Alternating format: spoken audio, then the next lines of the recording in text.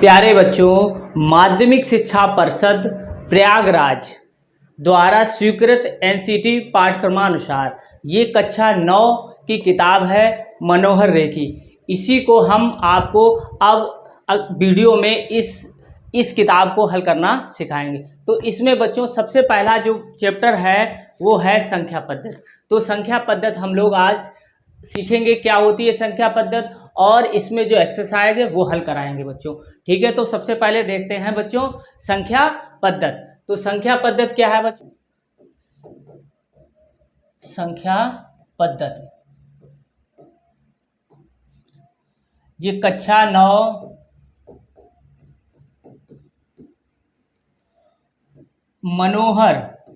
मनोहर रे और डॉक्टर हर्षरूप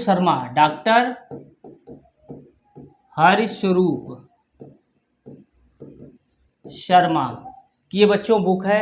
इसी से हम 9th का सिलेबस पूरा कराएंगे बच्चों। ठीक है, तो इसमें सबसे पहली जो दे रखी है एक्सरसाइज वो है संख्या पद्धति। तो संख्या पद्धति क्या होती है बच्चों? देखो, इसको कहते हैं नंबर सिस्टम। अब देखो बच्चों, नंबर सिस्टम क्या होता है, संख्या पद्धति क्या होती है, इसको हम थोड़ा समझते हैं। देखो समझाते हैं आपको। देखो बच्चों, आपने देखा होगा कि किसी संख्या को लिखने के लिए हम क्या करते हैं कि अंकों का प्रयोग करते हैं, और अंक विभिन्न पद्धतियों में जो प्रणाली चल रही है उनमें अलग अलग होते हैं। तो बच्चों, जो संख्या पद्धति है इसमें क्या होता है, संख्याओं को लिखने के लिए हम कुछ विशेष पद्धतियां अपनाते हैं। कोई भी संख्या लिखेंगे उसको विशेष पद्धतियां अपनाते हैं। उन संख्याओं को लिखने के लिए हम अंकों का प्रयोग करते हैं। तो इसी को हम संख्या पद्धति कहते हैं। संख्या पद्धति में बच्चों 4 प्रकार की प्रणाली प्रचलित है। तो सबसे नंबर 1 हम देखते हैं। सबसे नंबर 1 है दाशमिक अंकन प्रणाली। इस प्रणाली के अंतर्गत भी हम संख्याओं को लिखते हैं। अब नंबर 2 है बच्चों द्विआधारी अंकन प्रणाली। तीसरी है बच्चों त्रिआधारी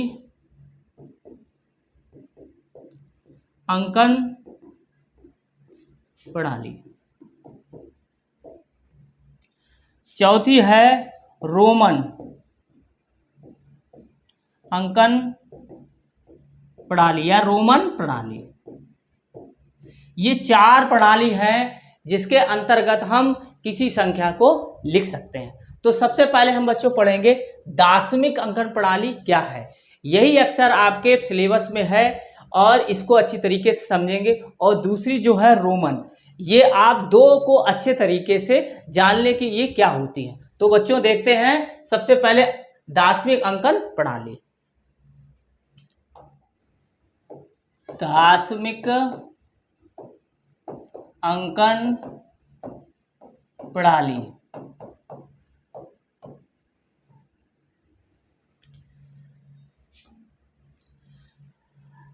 बच्चों, दाशमिक अंकन प्रणाली में किसी संख्या को लिखने के लिए हम 10 अंकों का प्रयोग करते हैं। कौन कौन से हैं वो 10 अंक? 0, 1, 2, 3, 4, 5, 6, 7, 8, 9। ये 10 अंक है। इसी की सहायता से हम संख्याओं को लिख सकते हैं। अब देखो, इन्हीं अंकों की सहायता से हम बड़ी से बड़ी और छोटी से छोटी संख्या को लिख सकते हैं। जैसे अगर हम चाहें कि हमें कोई संख्या लिखनी तो इन्हीं अंकों का प्रयोग करके छोटी से छोटी बनाई जा सकती है और बड़ी से बड़ी। ऐसे हम कोई भी संख्या जितनी भी चाहें उतनी हम बना सकते हैं। जैसे ये बना ली, ऐसे देखो दूसरी भी बना सकते हैं। ठीक है, जितनी भी चाहो इनका अंकों को रिपीट करके हम कितनी भी बड़ी संख्या बना सकते हैं और छोटी भी संख्या बना सकते हैं। इस दाशमिक अंकन प्रणाली को हिंदू अरेबिक प्रणाली भी कहते हैं बच्चों। ये भी याद कर लो किस पद्धति को हिंदू अरेबिक प्रणाली कहते हैं, वो कहते हैं दार्शनिक अंकन प्रणाली को हम हिंदू अरेबिक प्रणाली कहते हैं। ये प्रणाली जो है वो भारत की देन है बच्चों। इसका जो विकास हुआ है वो भारत में ही हुआ है बच्चों, ठीक है। तो इस तरीके से हम दसवां अंकन प्रणाली को हमने समझा। अब हम समझेंगे दो आधारी अंकन प्रणाली। देखते हैं बच्चों दो आधारी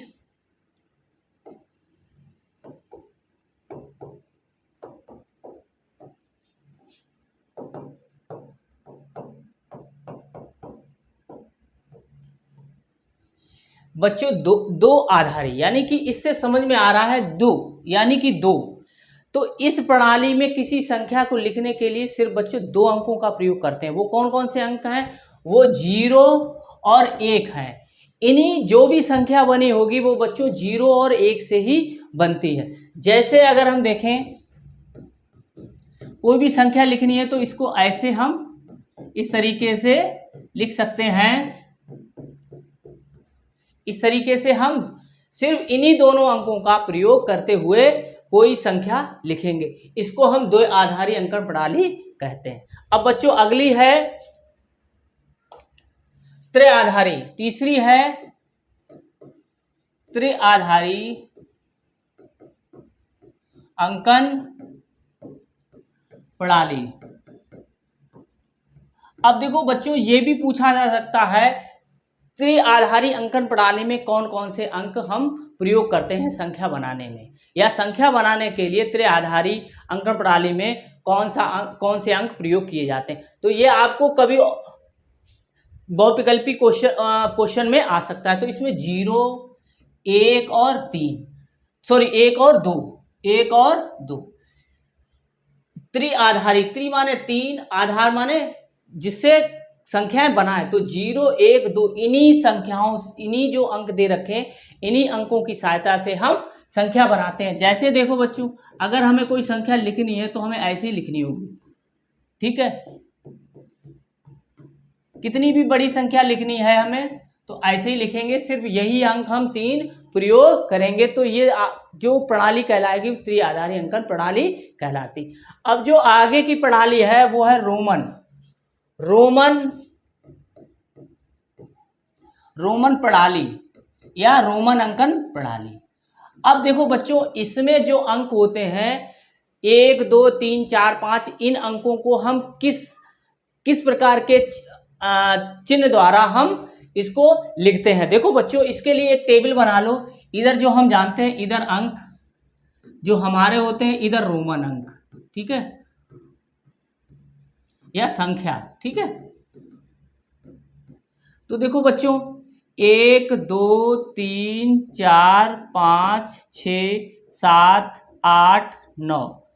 देखो किस तरीके से हम लिखेंगे बच्चों। देखो 1 को ऐसे लिखेंगे, 2 को हम ऐसे लिखेंगे, 3 को हम क्या लिखेंगे बच्चों। देखो 3 को हम इस तरीके से लिखेंगे, 4 को हम इस तरीके से लिखेंगे, 5 को हम इस तरीके से लिखेंगे, 6 को हम इस तरीके से लिखेंगे, 7 को हम ऐसे इस तरीके से लिखेंगे और 8 को हम इस तरीके से लिखेंगे, ठीक है बच्चों। और हम 9 को लिखेंगे इस तरीके से, ये 10 होता है, ठीक है बच्चों। अब बच्चों 10, फिर 50, फिर 100 और फिर 500 और फिर 1000। अब देखो 10 को हम इस तरीके से लिखते हैं बच्चों, ठीक है। 50 को हम L, फिर C, फिर D और फिर M। इसको याद करने का तरीका यह है LCD मॉनिटर, यानी कि 50 को L, 100 को C, 500 को D और 1000 को M लिखते हैं। तो इन्हीं की सहायता से हम संख्याओं को लिख सकते हैं। जैसे अगर हमें बच्चों देखो हमें 55 लिखना है तो बच्चों क्या करना पड़ेगा हमें बताओ। 55 लिखने के लिए हमें क्या पढ़ना, L लिखना होगा देखो, और 5 का मान, यानी 5 का मान कितना होता है ये, तो ये 55 लिख गया बच्चों। अब जैसे हमें बच्चों लिखना है 120 लिखना है तो हमें कितना लिखना होगा, L का मान 100 का मान कितना हो जाता है C, और ये 20 को हम लिखेंगे इस तरीके से। तो इस तरीके से हम रोमन में संख्याएं लिख सकते हैं बच्चों।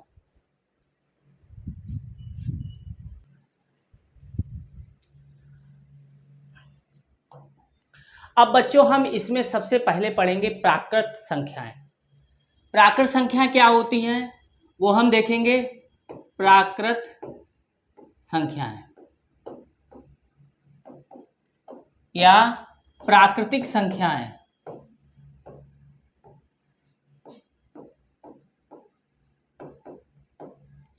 और इनको और भी कहते हैं अकाउंट या गणन संख्याएं।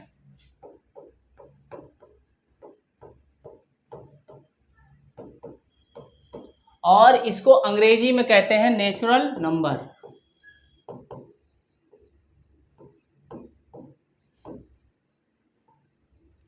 अब देखो बच्चों, जो प्राकृतिक संख्या होती क्या है, देखो बच्चों जब भी हमने देखा होगा कि घर में कोई चीज आती है तो हम उसको गिनते हैं।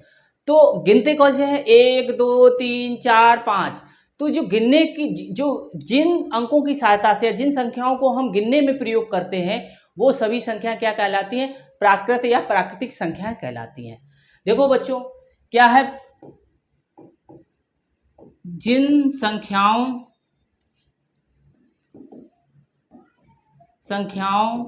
की सहायता से हम वस्तुओं को गिनते हैं, वे सभी संख्याएं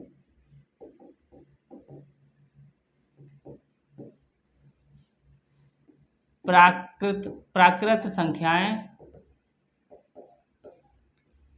कहलाती हैं।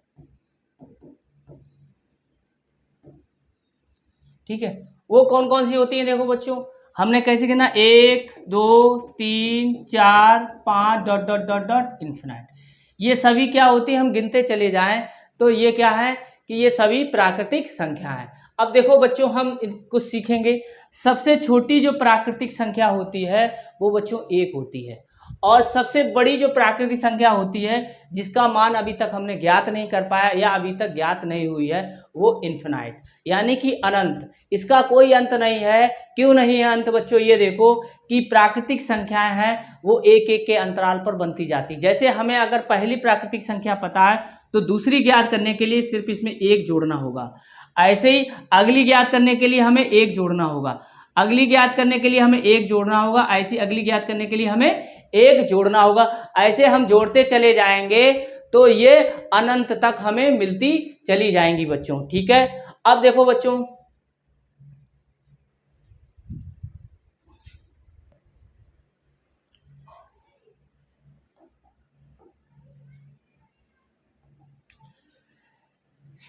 अब देखो बच्चों सभी प्राकृत संख्याओं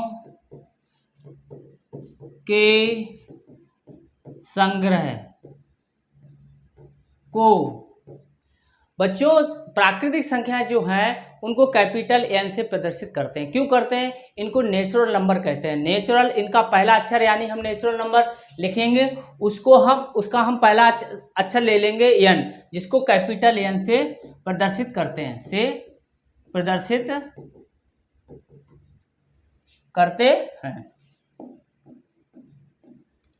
तो एन बराबर कैसे बच्चों, देखो 1 2 3 4 5 और 6 डॉट डॉट डॉट इन्फिनाइट। ठीक है बच्चों, अब देखो इसमें महत्वपूर्ण बिंदु देखते हैं। देखो बच्चों प्राकृतिक संख्याओं के महत्वपूर्ण बिंदु,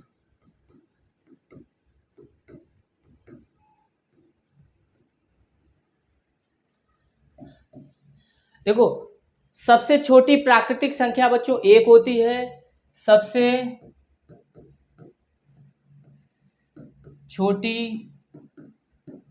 प्राकृत संख्या 1 बा सबसे बड़ी प्राकृत संख्या इन्फिनाइट होती है। अब देखो बच्चों किन्हीं दो क्रमागत प्राकृत संख्याओं में एक का अंतर होता है। नंबर 3 देखते हैं बच्चों। देखो अब देखो बच्चों, प्राकृत संख्याएं अपरिमित होती हैं। अपरिमित का मतलब इनका कोई अंत नहीं होता है, हम जहां तक लिखते जाएं वो लिखती चली जाएंगी, कभी भी खत्म नहीं होगी, इनका अंत कभी होगा नहीं। चौथा देखते हैं बच्चों। देखो यदि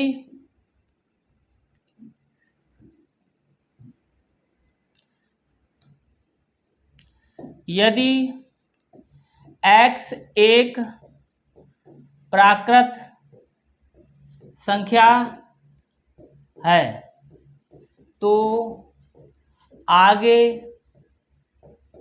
की 5 क्रमागत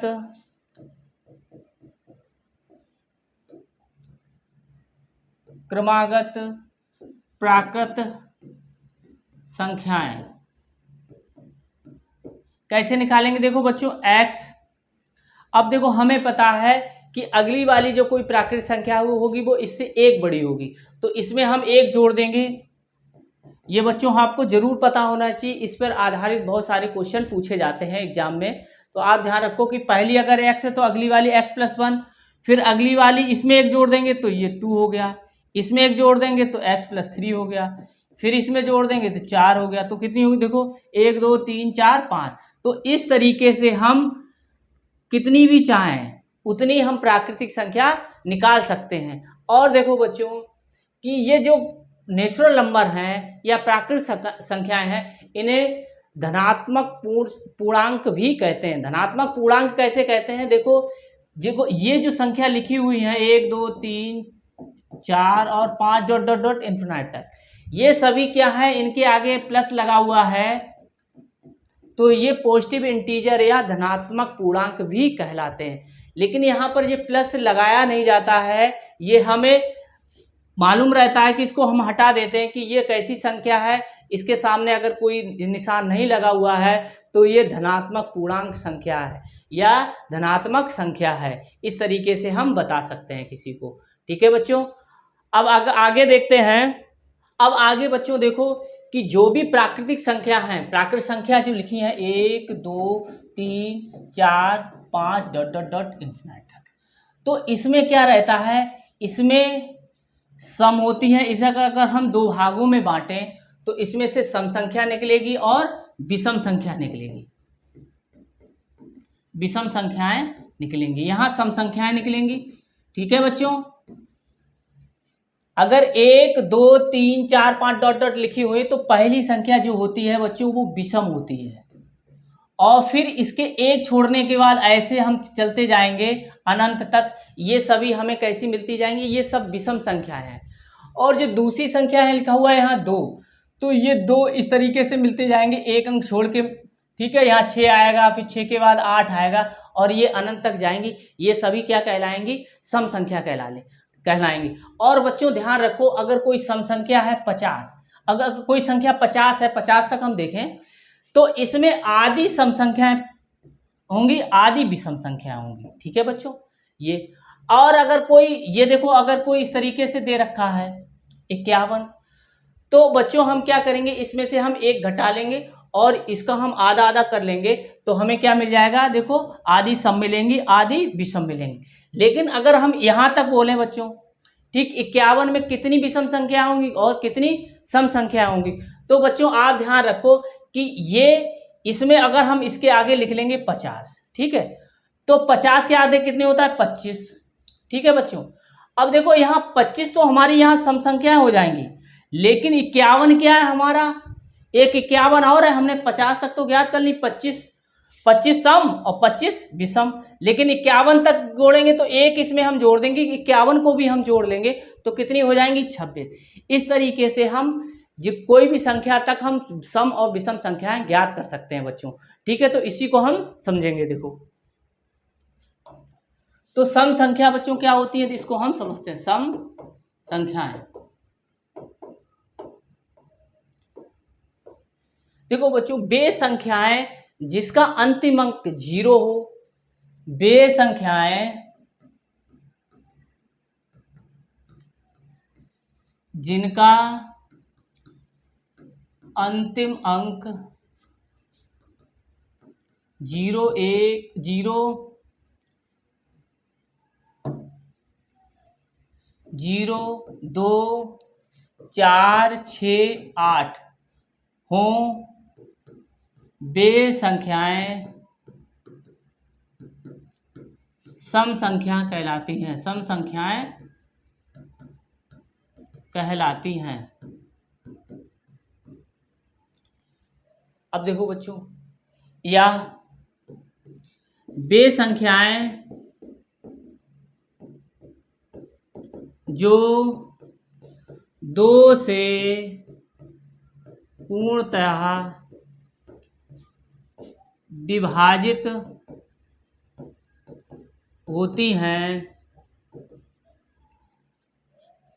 वे संख्याएं सम संख्याएं कहलाती हैं, सम संख्याएं कहलाती। ठीक है बच्चों, देखो अब देखो बच्चों, ये कोई संख्या जैसे हमने लिख दिया है,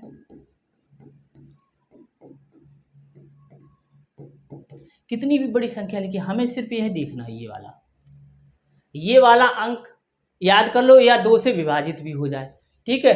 तो 0 होगा या 2 होगा या 4 होगा, 6 होगा, वो 8 होगा, ये सभी संख्या किससे विभाजित है, ये 2 से विभाजित है।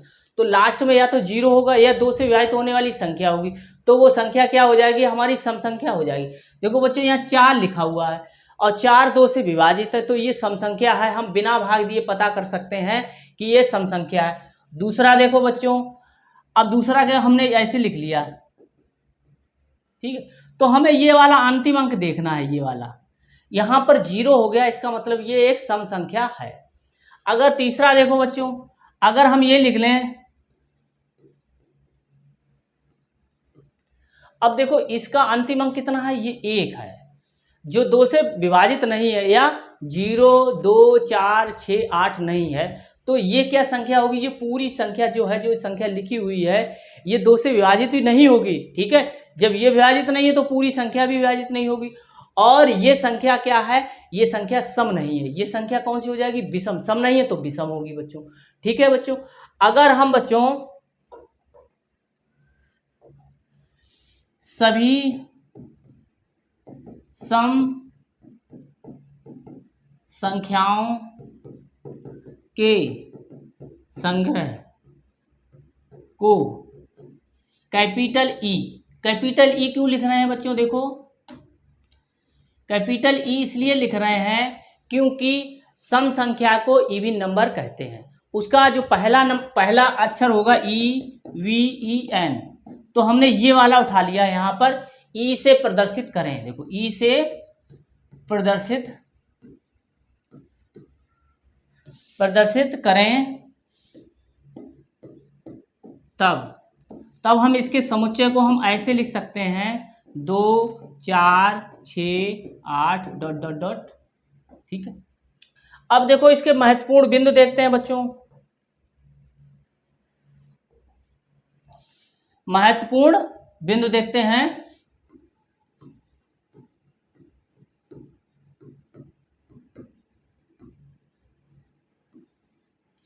अब देखो महत्वपूर्ण बिंदु क्या है कि अब हमें पता है सबसे छोटी सम संख्या 2 व सबसे बड़ी सम संख्या इनफिनाइट होती है, ठीक है बच्चों। सबसे छोटी तो 2 और सबसे बड़ी इनफिनाइट, क्योंकि इनफिनाइट का मतलब है अभी तक वो संख्या ज्ञात नहीं की जा सकती, यानी बहुत बड़ी संख्या। इसका कारण क्या है कि इसका कारण यह है कि किन्हीं दो क्रमागत सम संख्याओं में 2 का अंतर होता है। ठीक है बच्चों, अब कोई भी हमें संख्या है, अगर हमें संख्या 2 पता है तो आगे की कैसे पता हो जाएगी? 2 में 2 जोड़ देंगे। कैसे? देखो 2 बच्चों इस तरीके से, देखो 2 4 6 8, ये देखो 2 का अंतर होता है बच्चों इस तरीके से।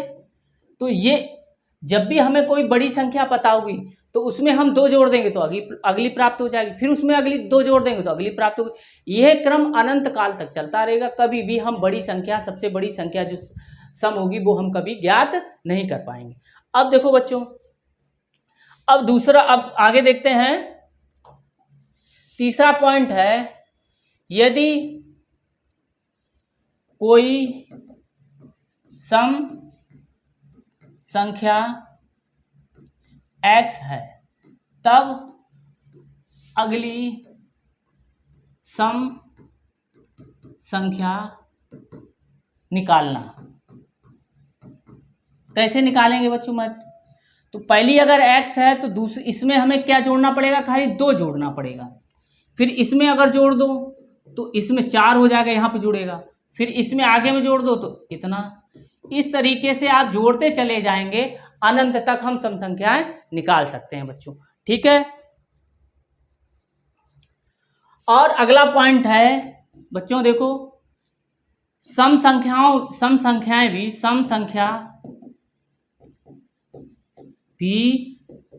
अपरिमित होती हैं, यानी कि ये अनंत काल तक हम इसको लिख सकते हैं। ये अपरिमित, यानी कि उसकी सीमा ही ना हो, यानी कि उसको कभी खत्म ही ना हो, उसको अपरिमित कहते हैं। तो सम संख्याएं क्या होती हैं? अपरिमित होती हैं। ठीक है। ऐसी विषम संख्याएं भी अपरिमित होती हैं, तो इनको अनंत काल तक हम लिख सकते हैं। अब देखो बच्चों, अगला है विषम संख्या।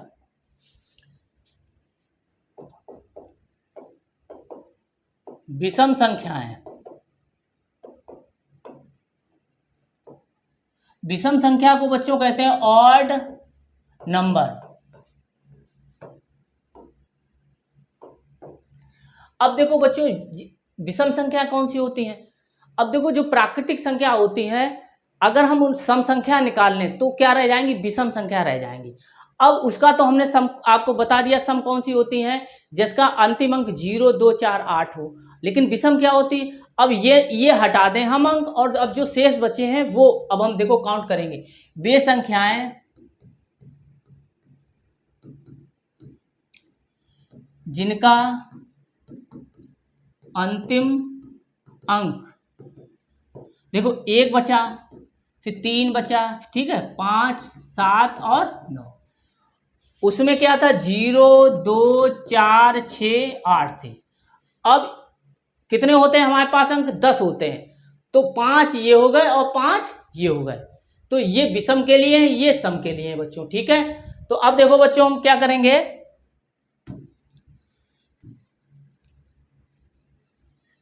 तो कितना? 1 3 5 7 और 9। तो वे संख्याएं जिनका अंतिम अंक 1 3 5 7 और 9 होता है, वे सभी संख्याएं विषम संख्याएं कहलाती हैं। विषम संख्याएं कहलाती हैं। ठीक है बच्चों। अब देखो दूसरी परिभाषा क्या है? वे संख्याएं जो 2 से पूर्णतः विभाजित ना हो तो वे संख्याएं विषम संख्याएं कहलाती हैं। विषम संख्या क्या है? कहलाती हैं। ठीक है बच्चों। अब देखो बच्चों, अब हम पहचानेंगे कैसे इसको, देखो जैसे कौन सी संख्या विषम है, कौन सी संख्या विषम नहीं है। जैसे बच्चों हमें ये हमने लिख दिया।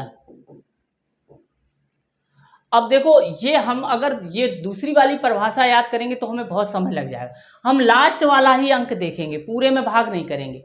यहां पर 2 लिखा है और इसकी जो विषम संख्या की जो परिभाषा है वो यहां पर अंक कितना होना चाहिए, 1, 3, 5, 7 और 9 होने चाहिए।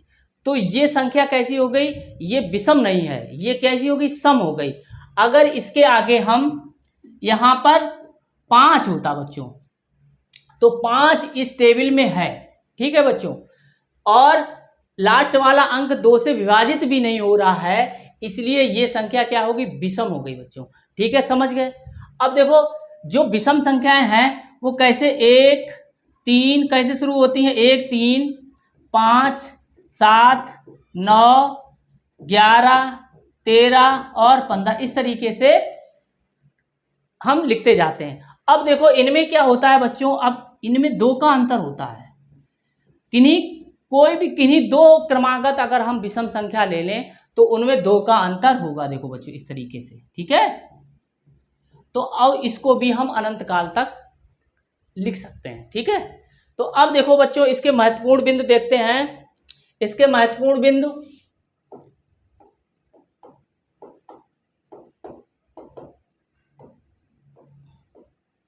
नंबर 1, सबसे छोटी विषम संख्या 1 बा सबसे बड़ी विषम संख्या इन्फिनाइट होती है, ठीक है। दूसरा, विषम संख्याएं अपरिमित होती हैं, ना खत्म होने वाली, अपरिमित होती हैं। तीसरा, किन्हीं 2 क्रमागत विषम संख्याओं में 2 का अंतर होता है। 2 जोड़ते जाएंगे तो हमें विषम संख्याएं मिलती जाएंगी। अब अगला देखते हैं। देखो बच्चों, यदि x एक विषम संख्या है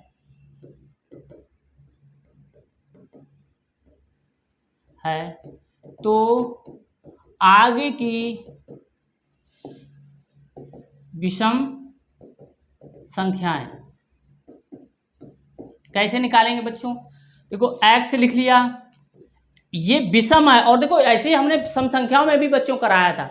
तो ये x का मान जो है वो 1, 3 इस तरीके से होगा, विषम संख्या कोई होगी, और सम जब मानेंगे तो ये सम होगी, ठीक है। तो 2, 4 इस फॉर्म में होगी, यानी 2 से विभाजित होने वाली होगी। लेकिन अगर ये विषम है तो अगली वाली इसको 2 जोड़ के आएगी, इससे अगली वाली फिर 2 जोड़ के आएगी, फिर इससे अगली वाली x फिर जोड़ के आएगी बच्चों। ऐसे ही हम अनंत तक लिख सकते हैं बच्चों, ठीक है। तो और अब देखो अगला देखते हैं 5, यदि विषम संख्याओं के संग्रह को कैपिटल O, ठीक है, O से ऑड नंबर होता है बच्चों, इसलिए O ले लिया हमने। तो O से प्रदर्शित करें तब तो O बराबर यानी कि इसका समुच्चय हो जाएगा 1, 3, 5, 7, 9 डॉट डॉट डॉट इन्फिनाइट, ठीक है बच्चों। इस तरीके से हम इनके ये गुण हमने पता कर लिए। अब बच्चों क्या है, अब अगला है अभाज्य संख्या। अभाज्य संख्याएं देखो बच्चों, अभाज्य संख्याएं